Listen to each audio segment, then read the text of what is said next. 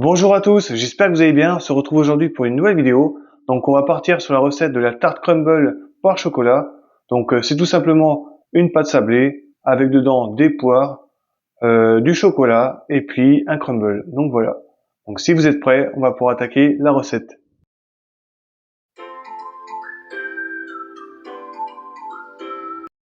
Pour la pâte sablée, nous avons besoin de 100 g de beurre, 75 g de sucre glace, 200 g de farine, 40 g d'œufs et 3 g de sel.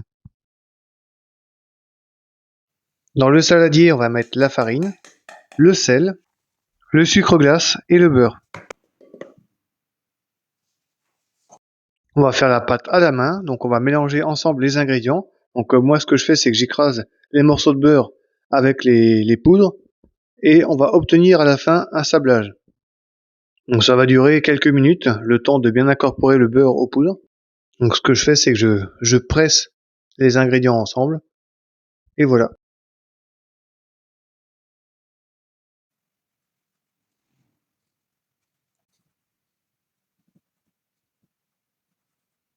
Une fois que les ingrédients sont bien incorporés ensemble, voilà ce que l'on obtient. Donc un sablage, on le met de côté. Ensuite, on va battre l'œuf et on va en peser 40 grammes. C'est plus facile que de prendre un œuf entier et puis essayer de peser 40 grammes. Là, au moins, c'est plus facile. Donc, je le bats avec la fourchette et ensuite, on va le peser. Donc, c'est parti. 40 grammes d'œuf et on va pouvoir mélanger les ingrédients ensemble. Pour le mélange, on va procéder comme tout à l'heure. Donc, on va presser les ingrédients ensemble. Et au bout d'un certain temps, vous allez obtenir une espèce de pâte collante. Donc, on ne sera pas très loin du résultat. Au bout de quelques minutes de mélange, on va pouvoir obtenir notre pâte. Donc ce qu'on va faire, c'est qu'on va la retirer de sur les doigts et on va former une boule.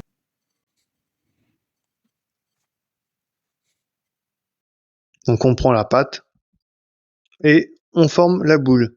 Alors c'est une recette qui peut très bien faire avec un batteur, il n'y a pas de souci. Donc vous ferez exactement pareil, vous mettrez les poudres ensemble et le beurre et puis à la fin, vous ajouterez l'œuf. Donc à savoir qu'on fait ça avec une feuille pour le mélange. Donc là, j'ai ma boule. On va la protéger avec un film et on va la mettre au réfrigérateur pour la travailler dans 1 heure.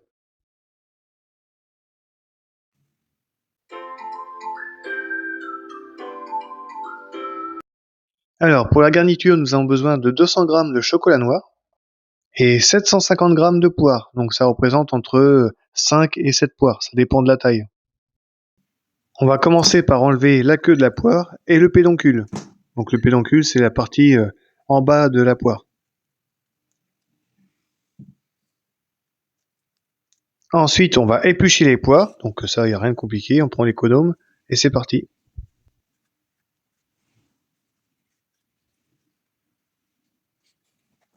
Une fois qu'on a enlevé le pédoncule, la queue et la peau de la poire, on va pouvoir les couper en deux.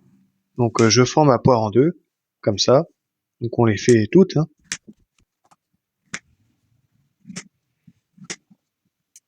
Ensuite, à l'aide de l'économe, on va pouvoir enlever les pépins.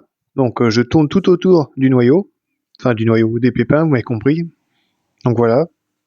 Donc on fait ça avec tous les morceaux. Une fois que vous n'avez plus de pépins, on va pouvoir s'occuper des demi-poires. Donc on va les couper en cubes. Donc là, on va trancher donc en 3 ou 4. Donc là, je vais partir sur 3. Et donc on coupe les morceaux à l'horizontale et à la verticale. Je vous montre la taille qu'ont mes cubes. Donc ils font à peu près 1 cm. Donc voilà. Une fois que vous avez coupé toutes vos poires, on va pouvoir les mettre de côté et on va pouvoir s'occuper du chocolat. Je prends la tablette et on va la concasser. Donc là, j'ai pris mon gros couteau de tour et on va la couper dans tous les sens de façon à avoir des carrés de chocolat. Alors par rapport à la taille, moi j'ai fait on va dire des carrés d'à peu près 1/2 centimètre. Donc comme vous avez vu avec mon couteau, je coupe la tablette, donc dans un sens et après dans l'autre. Une fois que j'ai fait ma première tablette, elle va pouvoir s'occuper de la deuxième puisque c'est 2 tablettes de 100 grammes. Donc c'est reparti. Donc on coupe à l'horizontale et à la verticale, des carrés d'à peu près 1/2 centimètre. Une fois les 200 grammes de chocolat concassés, on va pouvoir les mettre de côté et on va pouvoir étaler la pâte. On sort la pâte du réfrigérateur. On va également fariner un petit peu le plan de travail pour étaler la pâte. Et c'est parti. Juste avant de mettre de la farine sur le plan de travail, on va travailler un petit peu la pâte à la main parce que là elle est froide et elle a durci avec le beurre. Donc là pour la réchauffer un petit peu et la rendre plus malléable, eh ben je la pétris, J'appuie un peu dessus, donc là je l'écrase un petit peu, voilà. Et comme ça, ce sera plus facile à étaler avec le rouleau. Parce qu'une pâte sablée, c'est super fragile et quand on l'étale et qu'elle est froide, eh ben elle craque. Donc là c'est pas ce qu'on veut, donc c'est pour ça qu'on la travaille. Mais il faut pas non plus trop la travailler parce que le problème c'est qu'après ça va changer au niveau de la texture de la pâte, puisque ça va travailler le gluten qu'il y a dans la farine et donc du coup bah la pâte elle aura pas du tout la même consistance et du coup la cuisson elle sera beaucoup plus dure et ça sera plus friable. Donc une fois qu'on a assez malaxé la pâte, donc une petite minute, on peut l'étaler. Donc c'est une tarte pour 8 personnes, donc on va prendre un cercle à tarte de 24 cm et on va prendre une noisette de beurre et on va l'écraser de façon à beurrer l'intérieur du cercle pour pouvoir y mettre la pâte. Donc on en met partout, on écrase bien le beurre à l'intérieur du cercle. On met un petit peu de farine sur le plan de travail, on met notre pâte et on l'étale au rouleau. Donc cette façon de saupoudrer de la farine sur le plan de travail, ça s'appelle fleurer. Donc c'est un terme qui est utilisé en pâtisserie en général. Étant donné que notre cercle fait 24 cm, bien évidemment qu'on va étaler notre pâte un peu plus longuement. Donc on va peut-être partir plus sur du 28-29 cm de façon à pouvoir mettre la pâte à l'intérieur du cercle. Et la technique pour avoir une pâte le plus rond possible, c'est d'étaler la pâte et de la tourner d'un quart de tour. Et à chaque fois, on fait comme ça. On tourne la pâte, on étale, et à chaque fois, un quart de tour. Et vous verrez qu'à la fin, vous n'aurez pas un carré, mais bien un rond. Si la pâte elle colle un peu, vous ajoutez un petit peu de farine sur le plan de travail, et puis voilà.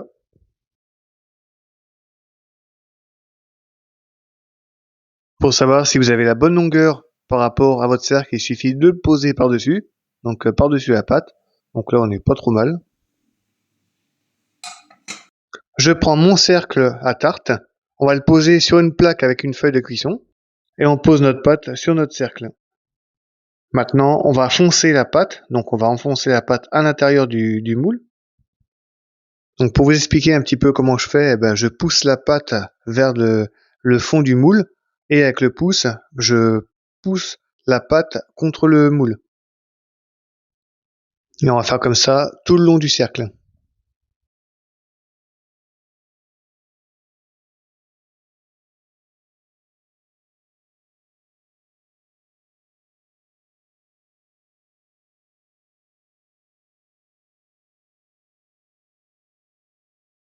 Une fois que la pâte est foncée et qu'on a fait tout le tour du cercle, on va pouvoir enlever l'excédent de pâte. On va prendre le rouleau à pâtisserie, on va mettre un petit coup sur le cercle. Donc vous allez voir qu'il y aura un excédent de pâte à l'intérieur, mais c'est pas grave, c'est normal parce qu'on veut avoir un petit bourrelet. Je vous expliquerai pourquoi. Donc on enlève l'excédent qui est à l'extérieur, et voilà.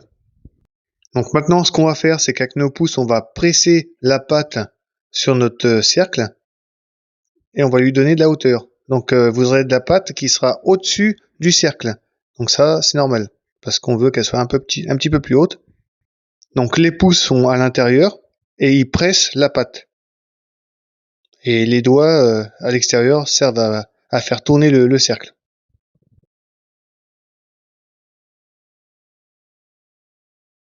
Donc voilà à quoi ça ressemble.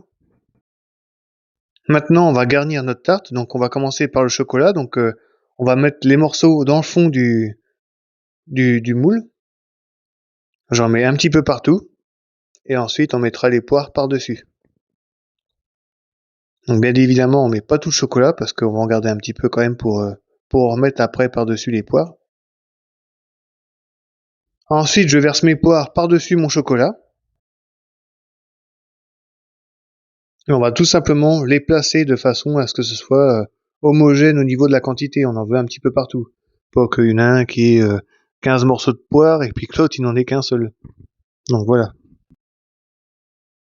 Et maintenant, on va repasser au chocolat. Donc on met du chocolat partout. Mais par contre, on va pas tout utiliser parce qu'on va en garder une petite partie pour pouvoir décorer le crumble à la fin. Donc garder à peu près une quinzaine de morceaux de chocolat quand même. des gros morceaux de préférence. Donc là, on en dispatche partout, comme je disais. Et une fois que c'est fait, on va s'occuper du crumble. Donc on passe tout de suite à la recette du crumble. Alors pour le crumble, nous avons besoin de 65 g de beurre, 65 g de sucre cassonade, 80 g de farine, et tout ça dans le même saladier. Alors si vous vous rappelez comment on fait une pâte sablée, eh ben, c'est la même chose pour le crumble. On pétrit les ingrédients ensemble, enfin on les malaxe.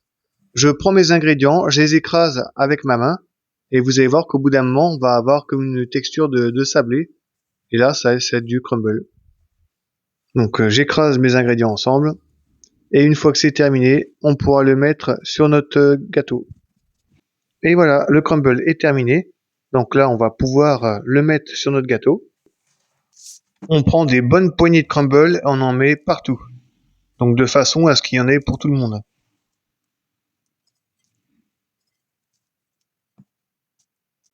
Pour terminer, on égalise tout ça et on va pouvoir mettre notre crumble au four.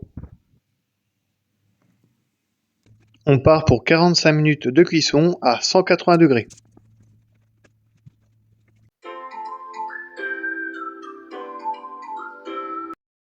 Pour la décoration, on va prendre notre reste de chocolat, une poire entière et à peu près une quarantaine de grammes de sucre glace. Une fois que le crumble est cuit et qu'il a refroidi, on va pouvoir le décorer. Donc on va prendre notre poire, donc on va déjà la fendre en deux. Et ensuite on va couper des tranches. Donc des tranches assez fines, avec une demi-poire on peut faire à peu près 4 ou 5 tranches. Et puis après on va les mettre de côté. Ensuite, donc comme je disais, le crumble a refroidi. Donc là on va pouvoir le décercler. On va avec notre couteau couper sans non plus l'abîmer parce que c'est vraiment très fragile. Là où vous voyez qu'il y a de la pâte qui est sur le cercle, eh ben, il faut le découper gentiment en évitant de tout arracher, quoi.